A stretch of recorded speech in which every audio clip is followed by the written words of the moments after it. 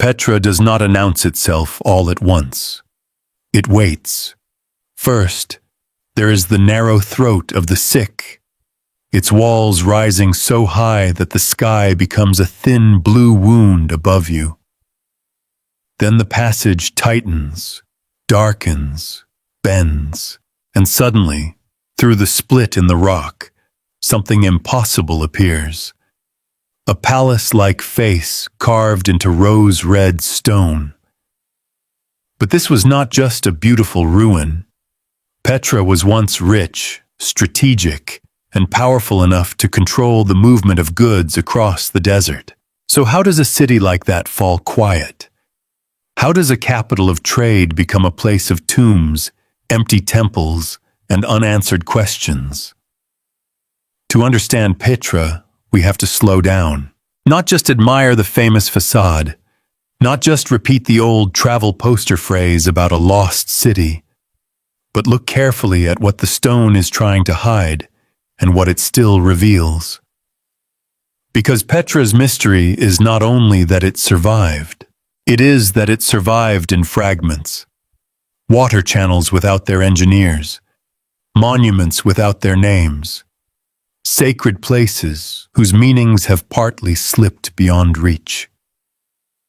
Tonight, we enter that story through the stone itself. Before we venture further into the shadows, take a moment to subscribe so you never miss a secret that history has tried to forget. And as we begin, leave a comment letting us know where in the world you are watching from tonight. It's a reminder of how far these forgotten echoes can reach. The city before us is quiet now.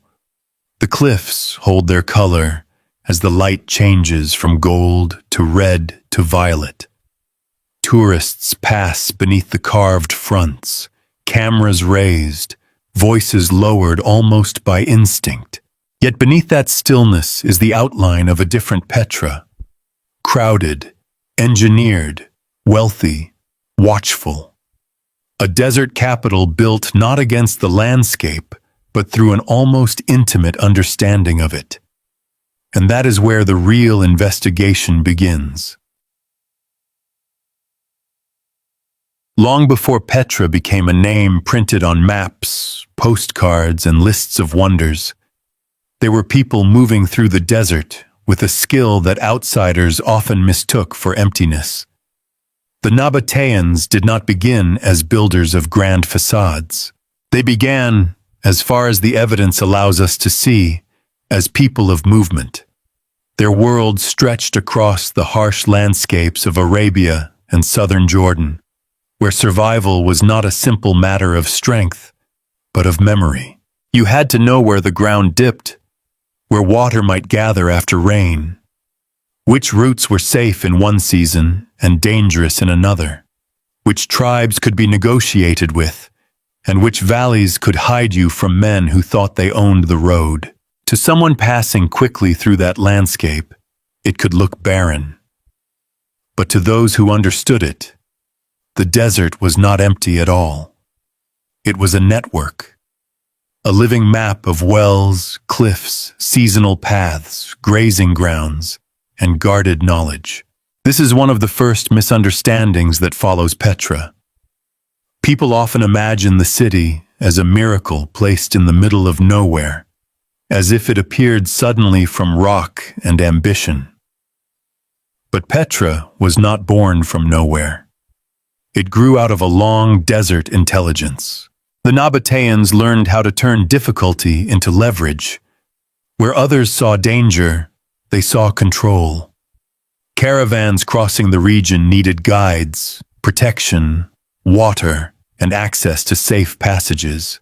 Aromatics, incense, spices, textiles, metals, and luxury goods did not move by magic from Arabia toward Egypt, Syria, and the Mediterranean. They moved through human systems, agreements, tolls, resting places, alliances, and warnings passed along from one group to another. And in that kind of world, knowledge could become power before a kingdom ever needed marble, armies, or palace walls. The early Nabataeans seem to have understood something that more settled empires sometimes forgot. You do not have to conquer every mile of land to control what happens across it. Sometimes it is enough to control the points of passage. A spring, a gorge, a meeting place between routes, a valley where animals can rest and merchants can breathe again.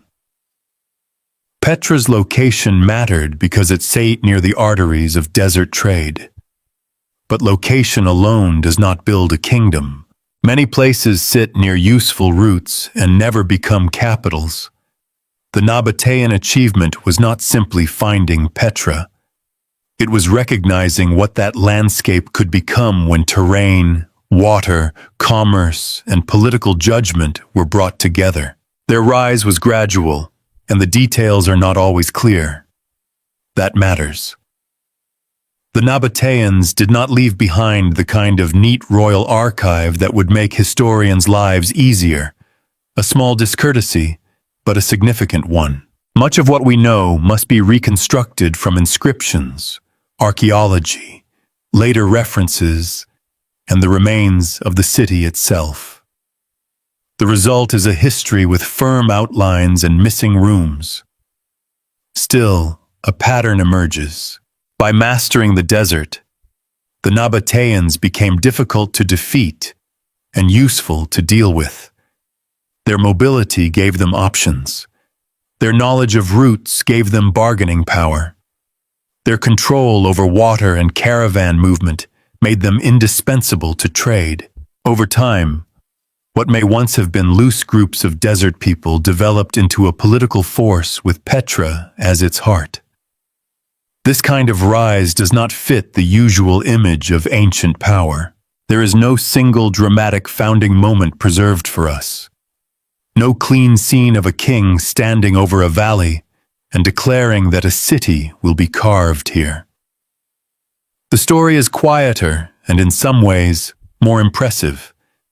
It is the story of adaptation becoming organization.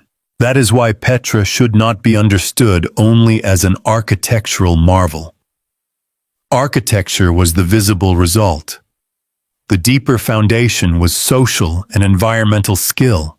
The Nabataeans had to coordinate labor, manage trade relationships, protect wealth, absorb foreign influences, and still remain rooted enough in their own identity to hold